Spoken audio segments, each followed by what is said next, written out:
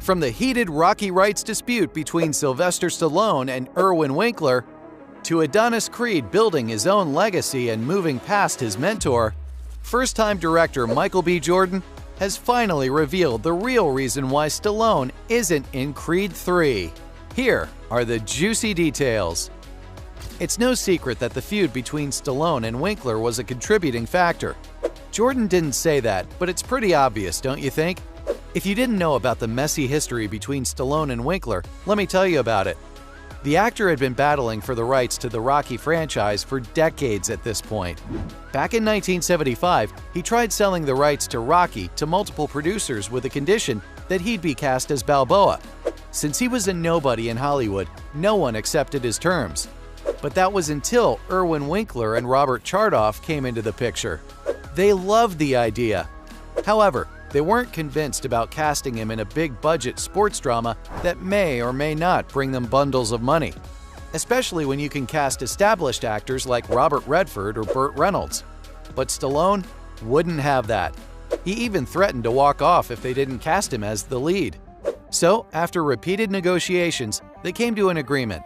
Stallone got $35,000 up front for the rights to Rocky, as well as his acting fees.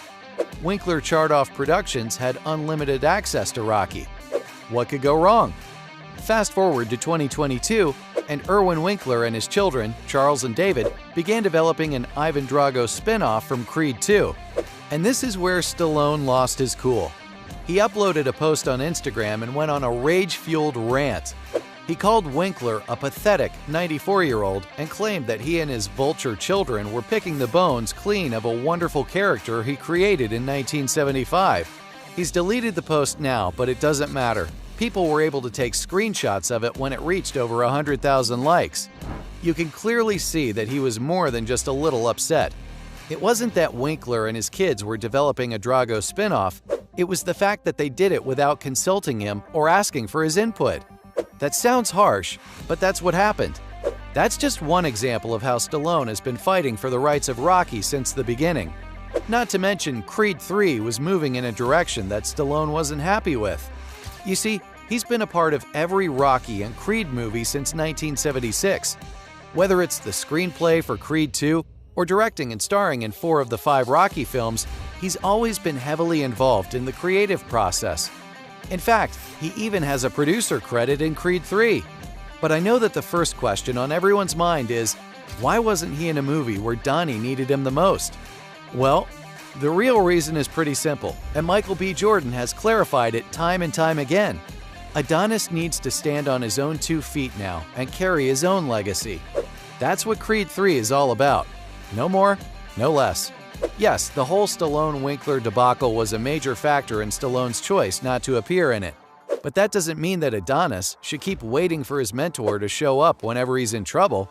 Over the last few years, he's carved himself a beautiful life. He's steadily built a legacy that he'll one day leave for his daughter. And as of this video, Creed 3 is on track to becoming the most successful movie of the franchise. People across the board love it, with its current Rotten Tomatoes score standing steady at 88%. That's a huge deal. So even though Stallone isn't in a Rocky franchise movie for the first time ever, the movie still pays homage to his legacy. In a new interview with Hot 97, Michael explained that both Stallone and Rocky Balboa's DNA are running through the film. The entire concept of the franchise is based on the spirit of the underdog. How far are you willing to go to prove your resilience? How many punches before you finally give up? That's why both Rocky and Adonis are so relatable. Jordan tried creating a story that connects to the underdog spirit in all of us. And I think it's safe to say that he's done an excellent job. Both Donnie and his best friend turned adversary, Damien, go through hardships.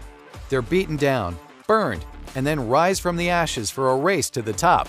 That's what helps audiences connect with them. The thing is, you don't need Rocky Balboa to tell the underdog story. Many fans agree that Creed 2 was the perfect end to his character arc. Everyone that he ever loved had either moved on or passed away. He met Adonis and found a reason to keep moving forward. He was diagnosed with non-Hodgkin's lymphoma and went through really difficult chemotherapy to overcome it. He did everything he wanted to do in life and more. And near the end of Creed 2, he tells Donnie that it's his time now. Rocky's time had come and gone. So, Creed 3 is about Donnie moving forward. And in order to do that, Jordan said that they needed to dive deep into his past. How do you break a person down and rebuild them stronger than ever? Have them deal with their childhood traumas. And what better way to do it than in the ring, with your best friend as your opponent? And if it sounds like the plot of an anime, then you're not entirely wrong. Jordan's a huge nerd about anime, especially Naruto Shippuden. In fact, you can even see posters of the anime in his room in the movie.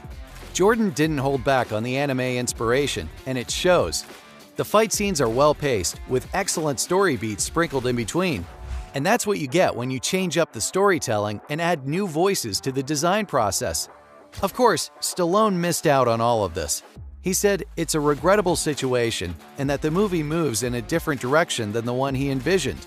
He claims that he knows what it could have been instead, and that the philosophy being used throughout the directing and screenwriting processes is of a different breed. He insists that Rocky has always been about triumph. Sure, his heroes get beaten up and go through hell, but they always come out on the other side. However, Creed 3 takes Adonis to some really dark places, and Stallone wasn't okay with that. Of course, he wasn't too upset about it. He wished Jordan luck for his first time as director, and they've all moved on at this point. But all of this is moot if Stallone was right. Should Creed 3 have been different? And did his absence make a difference in the quality of the story? Well, the movie is a huge success internationally. Not only are critics and fans impressed with Michael B. Jordan as a director, they're also happy with the anime-inspired fight scenes. But there's one person who stands out among the cast, and it's Jonathan Majors. He has a powerful presence on screen, and it helps that he's ripped 6 ways to Sunday in his shirtless scenes. Critics have described his performance as raw, powerful, and relatable. All 3 ingredients that make up a compelling villain. Plus, his on-screen chemistry with Jordan is amazing. You can tell the 2 actors enjoyed filming together and pushed each other to their limits. But it's hard to ignore the elephant in the room. From the moment the movie begins to when the credits roll, you genuinely miss the Italian stallion. It's clear that audiences missed Stallone this time around.